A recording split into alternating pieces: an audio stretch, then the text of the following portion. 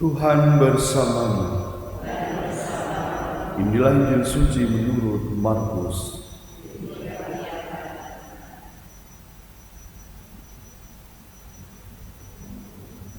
Pada suatu hari Yesus berbicara kepada imam-imam kepala, ahli-ahli Taurat dan kaum tua-tua dengan perumpamaan. Katanya, adalah seorang membuka kebun anggur dan membuat pagar sekelilingnya. Ia menggali lubang tempat memeras anggur dan mendirikan menara jaga. Kemudian disewakannya kebun anggur itu kepada penggarap-penggarap, lalu ia berangkat ke negeri lain. Ketika sudah tiba musim panen, ia mengutus seorang hamba kepada penggarap-penggarap itu untuk menerima sebagian dari hasil kebun. Tetapi hamba itu ditangkap dan dipukuli oleh para penggarap, lalu disuruh pergi dengan tangan hampa. Kemudian pemilik kebun anggur itu menyuruh pula seorang hamba lain kepada mereka. Orang itu mereka pukuli sampai luka kepalanya dan sangat mereka permalukan. Lalu pemilik itu menyuruh seorang hamba lain lagi, dan orang itu mereka bunuh. Dan banyak lagi yang lain, ada yang mereka pukul dan ada yang mereka bunuh. Kini tinggal satu orang, yakni putranya yang terkasih. Dialah yang akhirnya diutus kepada mereka, sebab pikirnya, putraku pasti akan mereka segani. Tetapi penggarap-penggarap itu berkata kepada yang lain, dia itulah ahli waris, mari kita bunuh dia, maka warisan ini menjadi milik kita. Mereka menangkap dan membunuh dia, lalu melemparkannya keluar kebun anggur itu. Sekarang apa yang akan dilakukan oleh pemilik kebun anggur itu? Ia akan datang dan membinasakan penggarap-penggarap itu, lalu mempercayakan kebun anggurnya kepada orang-orang lain. Tidak pernahkah kalian membaca ayat ini? Batu yang dibuang oleh para tukang bangunan telah menjadi batu penjuru. Itulah tindakan Tuhan, suatu hal yang ajaib dalam pandangan kita. Lalu mereka berusaha untuk menangkap Yesus karena mereka tahu bahwa mereka yang dimaksudkannya dengan perumpamaan itu.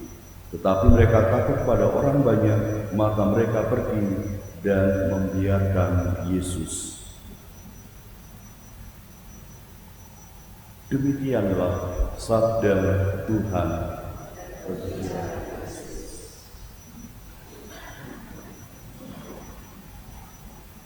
Saudara-saudari yang terkasih dalam Kristus, sebagaimana dalam perumpamaan ini, Santo Carolus Kluanga dan kawan-kawan para martir di Uganda, di Afrika, telah menunjukkan bagaimana konsekuensi menjadi murid Yesus. Maka kita dalam kehidupan sehari-hari seringkali mungkin dibuat tidak nyaman, atau mungkin kesal, emosi, atau marah oleh entah saudara kita, keluarga kita, atau juga teman atau orang lain, sesama umat. Itu sebenarnya menjadi suatu tantangan tersendiri, apakah kita menyikapi dengan bijak atau malah kita ikut membalas dan juga berperilaku lebih parah daripada apa yang kita terima. Maka suatu kebijaksanaan untuk tetap tenang, kalem, dan juga meresapkan setiap peristiwa-peristiwa hidup itulah yang akan membantu kita untuk kedewasaan secara spiritualitas. Sebagaimana Carolus, kita tahu dengan situasi yang sulit mereka bisa bertahan dalam iman dan bahkan mempersembahkan mahkota kemartiran, dan itulah yang dihormati oleh gereja yang kita rayakan hari ini, sebagaimana dalam liturgi diberikan penghormatan sebagai kelompok orang-orang yang sungguh secara totalitas mempersembahkan dan juga percaya kepada Yesus dan tidak gentar dengan ancaman suatu pembunuhan.